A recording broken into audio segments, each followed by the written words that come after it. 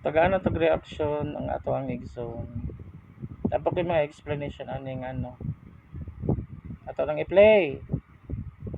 O gani ka ni Kristo nga tinuod nga Dios, tuwag gini mo ang mahal nga birhen nga inahan sa Dios. E kung di ka mo tuos mahal nga birhen nga inahan sa Dios, tabla ra nga wa ka nito kang Kristo nga Dios. Karon pa ko kadungog ba nga kung dili mo tuo ka Maria, tabla ra nga wala siya nituo ka Kristo.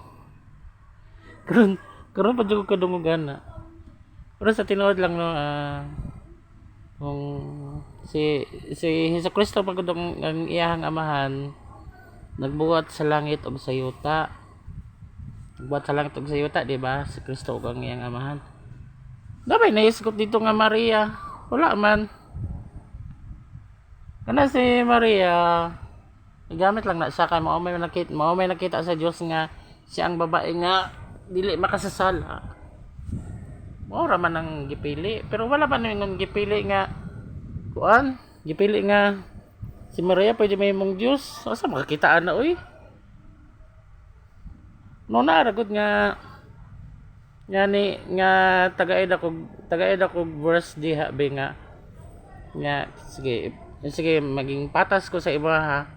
Maging patas ko sa imo ha. Kay wala man kanihatag og verse, di pa gumahatag og verse. Una daw kung kapareho ba magka-level si Kristo og si Jesus. Di ba dili magka-level. Kaya nga no, si Kristo ang iyang amahan nagbuhat sa langit ug sa yuta. Si Maria ay gura man nagigamit. Ano la ba? Igamit ra man na si Maria para ipanganak si Kristo. Dili ingon nga gipanganak na sa Kristo si Maria mahimo ng Dios. Asa makakitaan na oy? Dili gyud na sa tinuod na dili gud mali gyud kaayo ka. Hasta gyud mong mali sa tinuod lang. Kay ang gipunto nimo ba? Gipunto nimo nga walay pulos ang pagtuo sa isa ka tawo kung dili mo tuo ka Maria. Tabla ra nga wala siya nituo ka Kristo. Unsa man ang uto ka na oy? Gapataka ra man nagtudlo. Una Facebook ba yan na imong gigamit? Dagan jud maminaw na, dagan jud mo react. Daghan man gani nabuhat og himala si Hesus Kristo. Daghan man gani nabuhat si himala si Hesus Kristo sa kalibutan. Mas giila man gani itong sa panahon ni Kristo, mas giila man gani nila si Kristo nga Dios.